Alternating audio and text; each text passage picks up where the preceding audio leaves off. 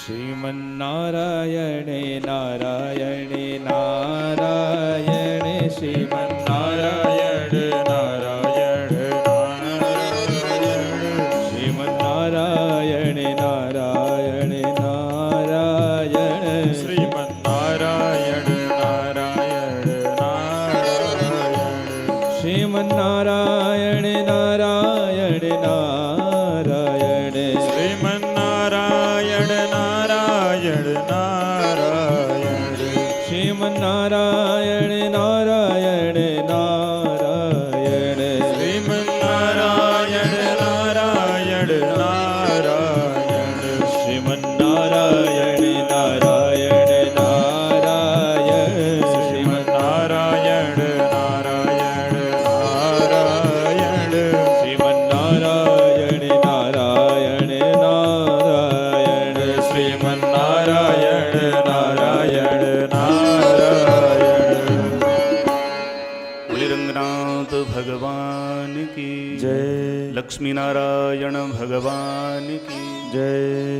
हम लोगों का बड़ा सुंदर भाग्य है, हमारे बीच में अभी पूज्यपाद आचार्य चरण पधारे हैं। करुणा करके, कृपा करके, दास पर कृपा करके, अभी समय अनुकूल नहीं था, अस्वस्थ थे, लेकिन दास के ऊपर अनुग्रह करने के लिए पधारे। ऐसे आचार्य चरणों के अभिनंदन में दास साष्टांग प्रणाम निवेदन करता है और कहते हैं, समय समय पर आचार्य ही, भगवान ही आचार्य के रूप में आते हैं। जायमानम ही पुरुषम यम पश्येत मधुसूदन।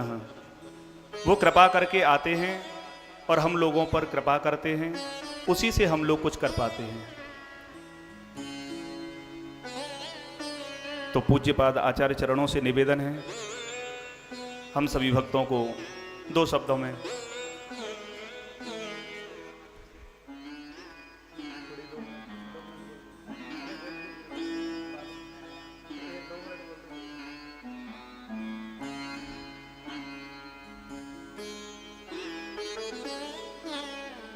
अपने शब्दों से हमें कृतार्थ करें।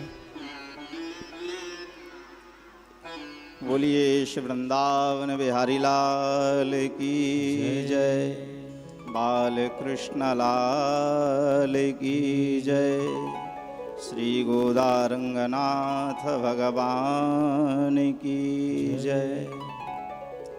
आप सभी लोग श्री वृंदावन धाम में श्रीमद् भागवत की मंगलमयी कथा को श्रवण कर रहे हैं।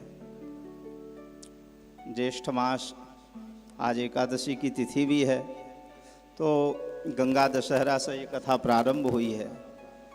तो जहाँ से गंगा जी प्रकट हुई, वहीं से भागवत गंगा भी प्रकट हुई हैं। गंगा जी जो है भगवान श्रीमन नारायण के चरणों से प्रकट हुई और भागवत भागीरथी भगवान के मुखारविंद से प्रकट हुई हैं।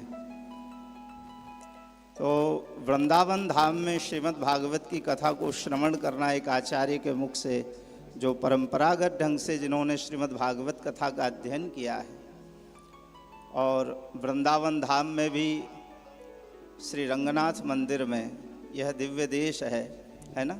तो दिव्य देश में मतलब ठाकुर जी की परम सन्निधि में हम लोग यहाँ पर कथा श्रवण कर रहे हैं। और हम आपको एक बात बताएं, यह जो स्थान है श्री रंगनाथ मंदिर हम लोगों का, ये वृंदावन के ईशान कोण में पड़ता है।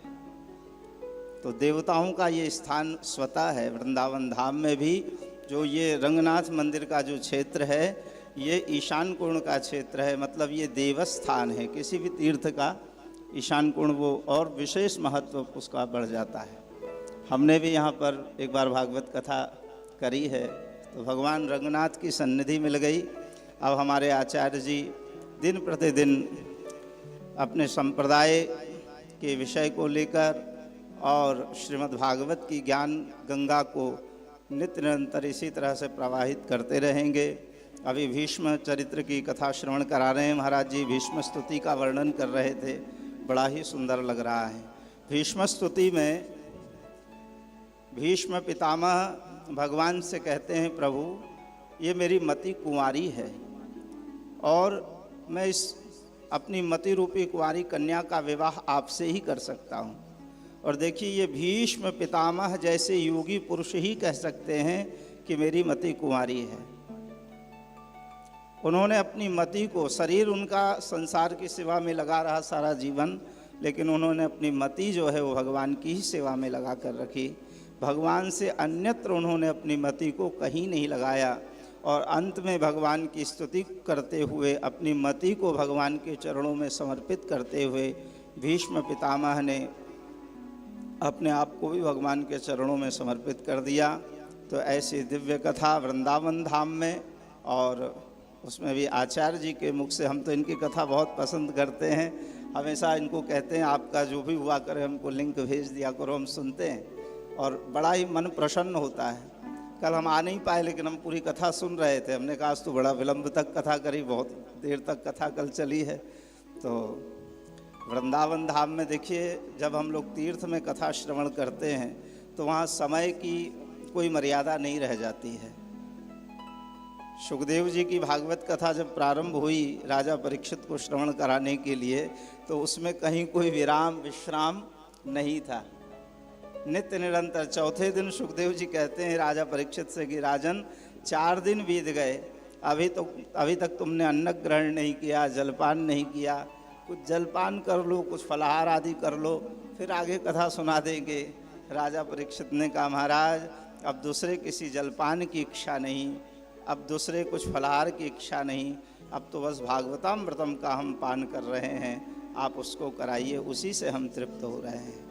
तो तीर्थ में जितनी भगवान की कथा सुनने, क्योंकि यहाँ कथा श्रवण नहीं, यहाँ तो ठाकुर जी का साक्षात्कार किया जाता है। भागवत कथा में कथा श्रवण नहीं की जाती, भागवत कथा तो भगवान का साक्षात्कार करा देती है।